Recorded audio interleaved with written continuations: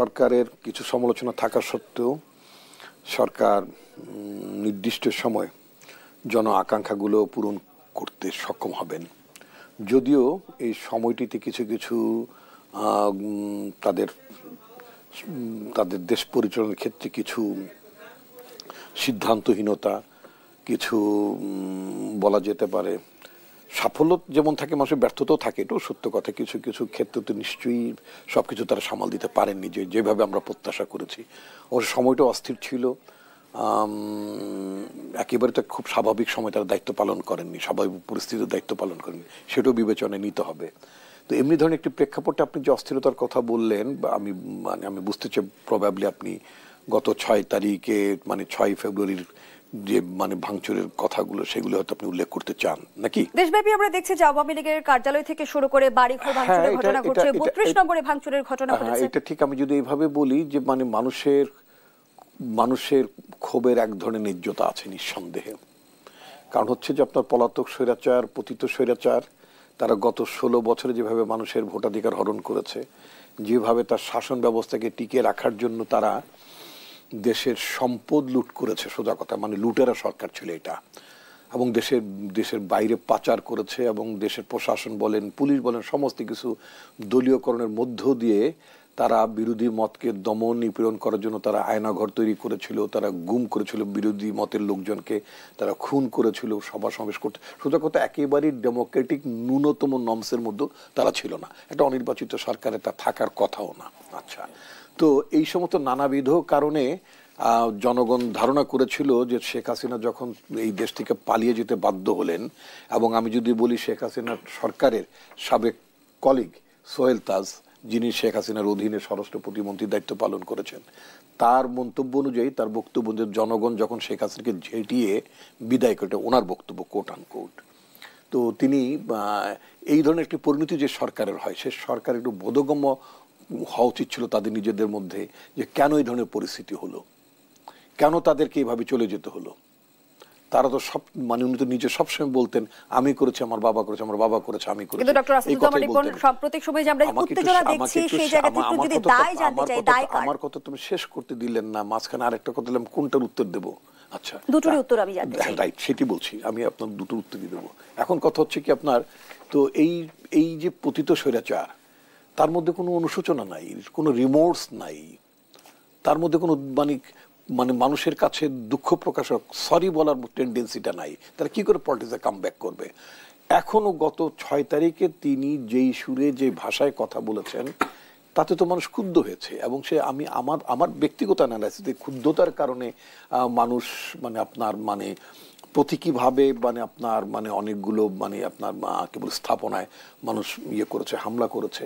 তো যেটা বললাম যে মানুষের ক্ষুব্ধতার ন্যায্যতা আমি দেই, but at the same time আমি যেহেতু একজন আইন মান্যকারী নাগরিক, আমি অ্যাট দ্য সেম টাইম আমি আবার এই যে আপনার কি বলে এইভাবে ভাঙচুর, এই ঘটনাগুলোর আমি ন্যায্যতাও দেই না, এটা আমি বলতে চাই। মানুষের ক্ষুব্ধতার ন্যায্যতা দেই, কারণ শেখ হাসিনা নিজেই এই ঘটনাগুলোর জন্য দায়ী। ডক্টর আসাদুজ্জামান রিপন, যেহেতু শেখ হাসিনার বক্তব্যের কথা আপনি বলছিলেন, আমি বিশ্বাস করে আপনি শুনেছেন, সেই জায়গা থেকে আপনি বলছিলেন যে আইনের প্রতি আপনি শ্রদ্ধাশীল, কিন্তু ছাত্র জনতার যে বিক্ষুব্ধ অবস্থান আমরা দেখেছি, সেই জায়গা থেকে কি মনে করেন যে শেখ হাসিনার এজেন্ডা বাস্তবায়ন হয়ে গেল?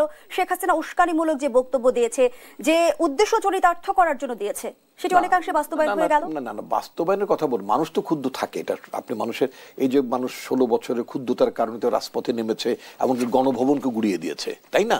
তো এগুলোর তো এটার তো একটা আপনার আন্দোলনের একটা চারিত্রিক ন্যায্যতা এটার আছে, সেটাকে আপনি জনগণের এই চারিত্রিক ন্যায্যতাকে আবার আপনি অসম্মান করতে পারেন না। But at the same time যারা দায়িত্বশীল মানুষ, তাদের মধ্যে আবার অ্যাটিটিউড অফ রেস্ট্রেইন থাকার কথা, সেটা সেই ব্যাপার প্রধান উপদেষ্টা নিজেও বলেছেন, এবং সরকার উপদেষ্টাদের মধ্যেও কয়েকজনের মধ্যে এই ধরনের কথাবার্তা আছে। আবার আমি তথ্য উপদেষ্টার একটা ইন্টারভিউ পড়ছিলাম, এটা ইন্ডিয়ান মিডিয়াতে, সেখানে তিনি বলেছেন এটার মধ্যে উস্কানি ছিল।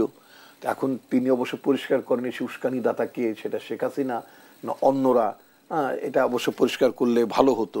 তো যাই হোক, এখন কথা হচ্ছে কি যে কোনোভাবেই আমাদের ডেমোক্রেটিক প্রসেস যাতে অন্য কোনো ডাইমেনশনের দিকে চলে না যায়, আমাদের যে গণতন্ত্রের যে আকাঙ্ক্ষা, একটা ভোটের যে আকাঙ্ক্ষা, এবং যেখানে মোটামুটি গতকালকেই বোধহয় প্রধান উপদেষ্টা বলেছেন, জাপানি মিডিয়ায় এনএসকে সাথে একটা ইন্টারভিউতে তিনি বলেছেন যে এই বছরের শেষেই অর্থাৎ 25শে ডিসেম্বরের মধ্যেই একটা নির্বাচনের এক ধরনের ইঙ্গিত না এক ধরনের কথা তিনি বলেছেন।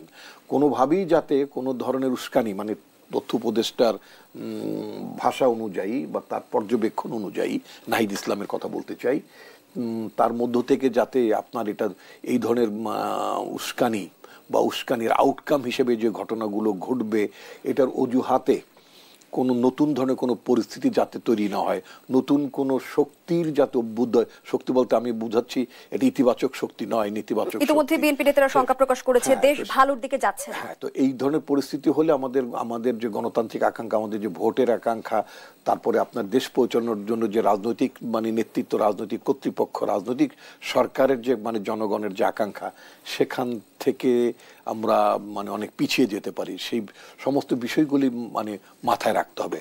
রাজনীতি তো একটা চর্চার বিষয়, রাজনীতির চর্চা করতে করতে একটা অভিজ্ঞতার বিষয়, সবকিছু আবেগ দিয়ে, সবকিছু ক্ষোভ দিয়ে সবকিছু প্রশমন করা যায় না। ধন্যবাদ জানাচ্ছি ডক্টর আসাদুজ্জামান রিপন। ডাক্তার জাহিদুর রহমান, সাম্প্রতিক সময়ে যে বিশৃঙ্খলা আমরা দেখছি, যে ভাঙচুরের ঘটনা আমরা দেখলাম এবং উত্তপ্ত পরিস্থিতি আমরা দেখলাম, অনেকেই সরকারের ভূমিকা নিয়ে প্রশ্ন তুলেছেন যে সরকারের কি ভূমিকা ছিল। সে সঙ্গে আইন শৃঙ্খলা বাহিনীর নিষ্ক্রিয়তার অভিযোগও করেছে কেউ কেউ। আপনি বিষয়টিকে কিভাবে দেখছেন? ধন্যবাদ আপনাকে। আমি একটু রিপন ভাইয়ের একটা জিনিস একটু অ্যাড্রেস করে এই প্রশ্নের জবাবে আসছি। শেখ হাসিনার রিমোর্স নেই, ট্রু, কিন্তু ওনার রিমোর্স থাকার কারণও নাই। আপনি যদি ওনার স্পিচ দেখেন, উনি কিছুক্ষণ কথা বলার পর না ভীষণ অবাক হয়ে জিজ্ঞেস করেন আমার অপরাধটা কি। উনি ওনার অপরাধ কি উনি এটা জানেন না। এবং একটা পত্রিকা খুব চমৎকার একটা কার্টুন করেছে, একটা রক্তের পুকুর বা সাগরে দাঁড়িয়ে, রক্তের মধ্যে দাঁড়িয়ে ওনার হাত থেকে রক্ত পড়ছে, উনি বলছেন আমার অপরাধটা কি। সো উনি ওনার অপরাধটা আসলে বুঝতে পারছেন না। হ্যাঁ, সো ওনার রিমোর্স হওয়ার কোনো কারণ নেই। আচ্ছা, এবং খুব অবাক হয়ে উনি বুঝতে পারছেন না। হ্যাঁ, ওকে। আচ্ছা, এবার সরকারের ব্যাপারটা বলি। সরকারের ব্যাপারটা হচ্ছে অনেকগুলো ঘটনা ঘটেছে, একটু খেয়াল করেন। সেটা হলো যে 32 নম্বরের পর সিস্টেম্যাটিকলি সারা দেশে বিভিন্ন জায়গায়, এবং আমি যোগ করতে চাই গতকাল গাজীপুরে যে ঘটনাটা হলো, গাজীপুরে ছাত্ররা যে ন্যারেটিভ দিচ্ছে সেটা হলো মোজাম্মেল হকের বাড়িতে ডাকাতি হচ্ছে শুনে তারা ঠেকাতে গেছেন। ডাকাতি ঠেকানো ছাত্রদের কাজ? No way. ইনফ্যাক্ট আমরা এই জিনিসগুলো এখন খুব স্পষ্টভাবে বলতে হবে। যাবতীয় ক্ষোভ, প্রবলেম সবকিছু গিয়ে তারা বলছেন ওখানে তাদেরকে ঘিরে পেটানো হয়েছে। আওয়ামী লীগের দুঃসাহস ভয়ঙ্কর। দুঃসাহস হয়তো গোপালগঞ্জে পুলিশের গাড়ি ভাঙচুর করা হয়েছে, প্রথম দিকে সেনাবাহিনীর গাড়ি ভাঙচুর হয়েছিল, পাবনায় কিছুদিন আগে পুলিশের গাড়ি থেকে আসামি ছিনতাইয়ের মতো ঘটনা ঘটেছে। এই যাবতীয় ঘটনাগুলো ঘটছে নিশ্চিতভাবে সরকারের নির্লিপ্ততা, নিষ্ক্রিয়তা, অথর্বতা, অক্ষমতা, আপনি যে ভাষায় বলেন না কেন, সব আছে। স্বরাষ্ট্র উপদেষ্টা, আইজিপি, তারা কেউ দায়িত্বে থাকতেন না এখন পর্যন্ত যদি এই জিনিসগুলোকে সিরিয়াসলি ডিল করতো। করলেও আমরা বুঝাতে পারতাম একটা জিনিস সরকার চেষ্টা করছে। আজ আমরা দেখলাম যে ব্যর্থতার দায় নিয়ে ক্ষমা চাইলেন পুলিশ কমিশনার, বললেন ফ্যাসিবাদের সঙ্গে আতাত করলে পুলিশের চাকরি থেকে বের করে দেওয়া হবে এবং আইন শৃঙ্খলা পরিস্থিতি স্বাভাবিক রাখার লক্ষ্যে যৌথ বাহিনীর সমন্বয়ে সারা দেশে শুরু হচ্ছে ডেভিল হান্ট। আমি এই কথাটা বলতে চাইছি, এই যে যখন আইন শৃঙ্খলার অবস্থা এখানে দাঁড়ায়, একটা বিপদ আছে আমাদের। এই মুহূর্তে কিন্তু আমাদের সেনাবাহিনী মাঠে আছে উইথ দ্য ম্যাজিস্ট্রেসি পাওয়ার। তার মানে যাবতীয় ঘটনা ঘটছে, এটা কিন্তু আমাদের সেনাবাহিনীর ওপরেও বদনাম তৈরি করবে যে তারা মাঠে থাকা অবস্থায় এগুলো হচ্ছে।